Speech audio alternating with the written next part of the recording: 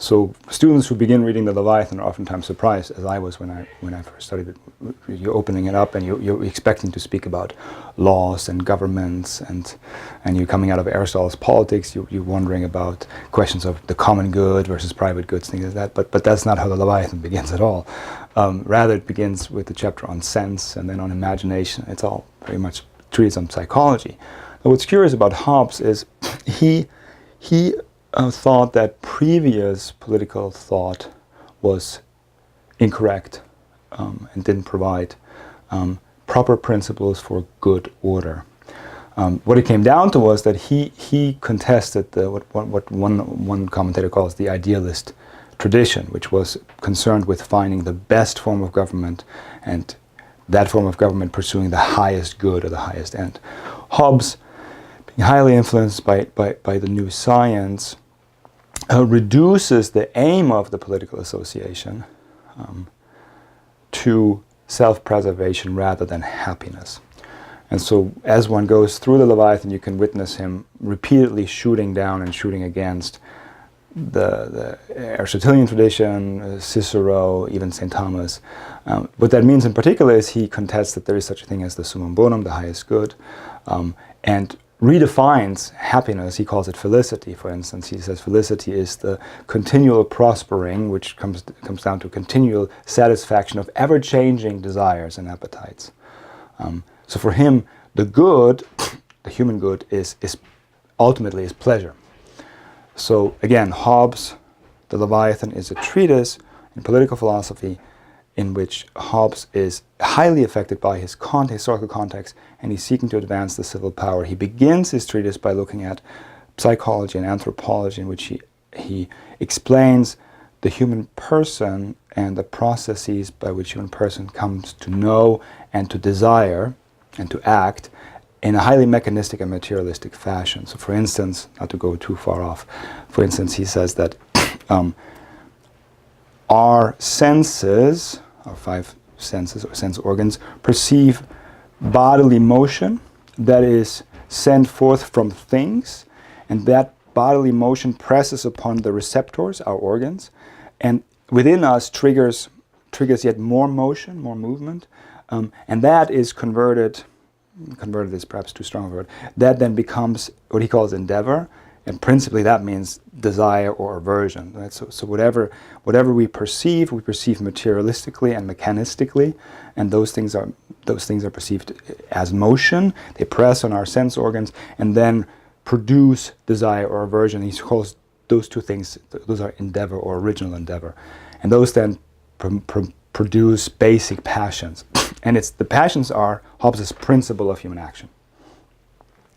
So as this first part is concerned with what he calls the matter and the artificer of the Leviathan. Leviathan scripturally is the great sea monster that gives us a little bit of a hint of the kind of authority that he hopes the common power of the government to be, an overawing, overwhelming authority and power that keeps, as it turns out, keeps the citizens, the subjects, in check. Because the problem that he identified, and that is very obvious when you follow his anthropology, is to say, if human beings are moved to desiring or to avoiding certain things necessarily from triggers that are outside of themselves, and reason is reduced to instrumental reason that merely identifies the means by which to obtain something, you have a kind of necessary movement towards the things that are desired, an unavoidable movement towards those things that are desired. And he pairs that then with the idea that when he looks at human beings, he thinks that they're all equal in ability to attain their goods, their desired goods, and moreover, in ability equal to everyone else to overcome anyone else. So what you have now is you have a passionate being desirous of this or that good that came into their view, into their purview through the senses. Now there may be another equally fit or capable of attaining the same thing.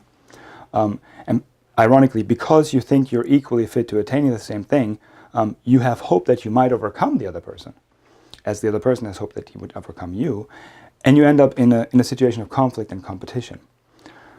this very much a reductionist account of what human beings are doing when they act and what's going on when they desire. He magnifies into a kind of and isolates as into this kind of principle of the political association. Because what do when you have all these equally powerful individuals desiring the same thing? What do? How do you resolve that situation of conflict? And again, what they desire necessarily and mechanistically. Reason is merely instrumental, showing them the ways to get what they want, but they have equal hope to attaining it and equal hope of overcoming a competitor. How to resolve that situation? In other words, how do you limit? What kind of limit does such a human being recognize? Limit to what he or she desires. What limits are recognized? When does one give up the pursuit of a good, and in giving up the pursuit of a good, giving up or leaving out the conflict? It's the same principle that does that, right? So human beings looking around saying, okay, I want this, there's somebody else here that wants the same thing, but I'm equal in ability and therefore equally hopeful to getting it. The only way to stopping someone from pursuing it is to introduce a kind of an unequal power, a superior power, a vastly superior power. So superior that the fear of that power, which is yet another passion, fear, the fear of that power is so much stronger than my desire or appetite towards the thing, towards the good that I apprehended. And so I effectively then would say, well, I'm not going to pursue the good because I'm afraid of the power of the Leviathan. So why is the Leviathan called the Leviathan, the sea monster from Scripture? Well, I think it's most obviously the case that it's a sea monster. It identifies it as a tremendous and monstrous power that can punish you if you violate law. So that's what the Leviathan roughly does. Now, I think that there are a whole bunch of other aspects to it. So, for instance, Hobbes is the first one who identifies as a starting point a state of nature. Yeah, so this human being, if you consider it for a moment, the human beings that he describes, they are human beings that are not subject to any law. They have neither the natural law or conscience or any promulgated divine law to guide them in their actions other than their desires and the calculation of the possibility of attaining what they want. So it's a condition of utter lawlessness in which Hobbes' human person lives. And that's an unbearable situation ultimately, because in that condition, a condition of nature, the state of nature, one is constantly concerned and afraid of violent death, as he says. One does not engage in any industrious work, one does not sow, one does therefore not harvest. When property or possessions become an impossibility. Why? Because the very same possessions may be the object of someone else's desire who is very willing to do anything to get it, in which case you have to be very willing to do anything to defend yourself. And so you get into a vicious cycle, in other words, at the end of which you have this condition which is solitary, nasty, brutish, poor, short, all those things that then the human person, considering the situation, says, I want to get out of here as fast as I can. This is unbearable. But it's not so easy to get out of this. And what Hobbes then proposes, and this is then the birthing ground for the state, for the Leviathan, is basically human beings have to become intelligent. They have to identify and analyze their situation together and say to themselves, yes, this is basically a state of war, but we can get out of here. We get into a state of peace when we covenant together and transfer, as he says, transfer all our rights to one power, surrender our right to everything because there is no law, and desires are the principles of human action. There is no limit to what one desires, and law essentially prescribes is an ordinance to action or not, forbear.